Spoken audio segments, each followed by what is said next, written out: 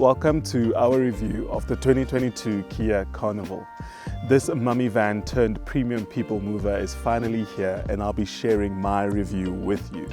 As per usual, we're starting off with the exterior looks of the car, what Kia has changed comparing this model and the previous generation one, and then we move inside, take it on the road, and then I give you my final conclusion. Let's give it a go.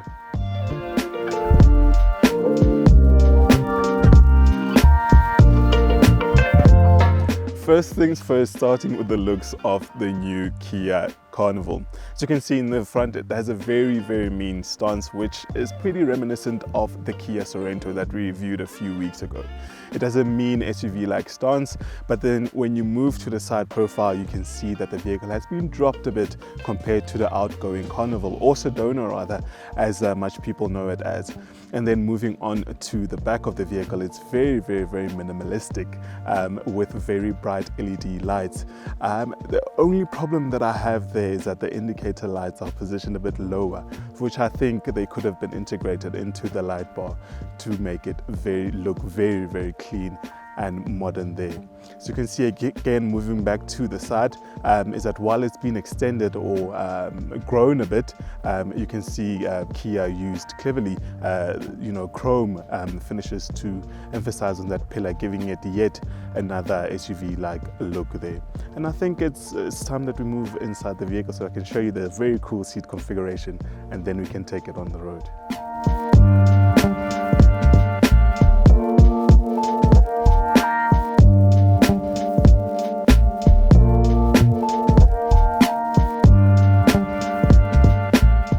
And welcome to the inside of the KIA Carnival. It's a comfortable place to be in, I must add. Comfortable because there's plenty of leg room for me to sit comfortably and not complain about anything. But let me tell you about the configuration in this car. So what you have is the driver and the passenger in front, and then you have in the second row these captain's chairs over here where I'm sitting, and then at the far back in the third row you have 3 seats, or where 3 adults can sit comfortably as well. But I wouldn't sit there for a long period of time when you're going on a road trip, because I think it just might get a bit claustrophobic a bit. But where I'm sitting right now is where I foresee myself spending a lot of time, only because there is a lot of space and it's easy for me to get in and out of the vehicle, and it just works. I want us to move to the front so I can show you the tech in this vehicle, but before we do that, it's worth noting out that there's about 7 USB ports in this car, which makes it about 1 for each passenger in the vehicle. So that means that no fighting over ports. This one is yours, this one is mine, etc.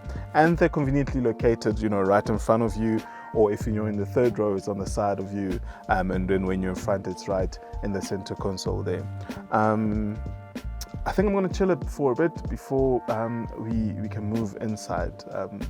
Yeah, cheers guys. Woo.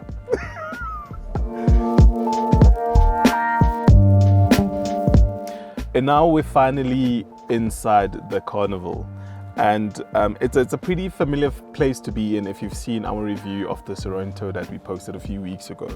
Because what you get in front, or the infotainment system, is pretty much similar, and the layout is pretty much similar to that. So what you find up front is a 12.3-inch LCD screen, very bright and intuitive for you to use it on a daily, whether you use Kia's own OS or you switch over to Android Auto or Apple CarPlay. Fortunately, you have to connect it to a USB in order to use that. It's not wireless. And then up front here is my instrument cluster. It's still pretty much analog. Unfortunately, unlike the Sorento, it's not digital as yet in this vehicle, which is one thing hopefully they will fix with the new model or the facelift of this car. And then as you move further down, you have your controls for your AC, very bright, and everything is within arm's reach. And then lower than that is a wireless mat for your wireless charging for your car, for your phone rather, if it supports that. And then you have your gear lever, which is pretty much classic around where you can select which gear you want for your drive. And then further down, just to close it off, is just the seat warmers. You can choose whether you want to warm your seats or cool them down. And then the controls for your parking, and then cameras for the vehicle as well. And then that's pretty much that. What's really cool is that the controls for the doors, where you can actually open and close them, are located right here neatly for the driver to access. Whether you want to open the door on your left or your right, or actually the boot, you have that accessible easily here for you. So in all, it's a pretty much, I mean, man, it's a comprehensive package if you're looking at that, especially for the price of this vehicle. Everything is neatly placed where you would want it to be within arm's reach. And then I think let's drive, and then I can give you my conclusion of the Carnival.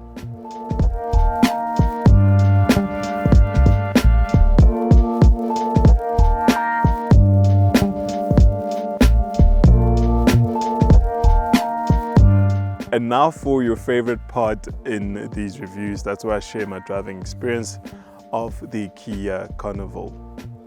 Now this model is mated to a 2.2 litre diesel engine, similar to what the one found in the Kia Sorento that we reviewed earlier.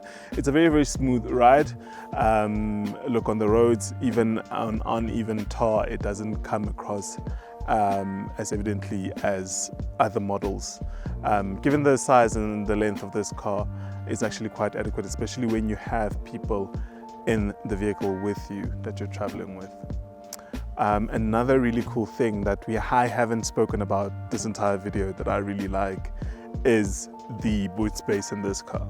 When it comes to big people movers, I tend to complain a lot about boot space, because when you're working with 7 seats, a portion of the boot goes or falls away. But here, what Kia have done is that they've actually lowered the base in the boot to make sure that you can fit in a lot more stuff in this vehicle, which I think is adequate if you're hauling 7 people with you for a weekend away, or maybe even more. It's not a pocket rocket, of course, so if you're looking for speed, you will not find it here. But with that refinement, this car is tops. If I were to rate it, I would say I would give it a 7 out of 10. I'm taking 3 points away for the price. Now that's the interesting part. The price on this Kia Carnival goes for 99995, which is just R5 short of R1,000,000. But really it's a comprehensive package that you're getting here from Kia, as with their other models. So worth considering if you're looking for a 7-seater or a people hauler that you can take pretty much anywhere with you. And that's my time with this Kia Carnival. I'm much keen to hear what you think of this review. So please drop your comments below and share this video with your family and friends, and make sure that you're subscribing to the channel to be in the know of the latest content coming out.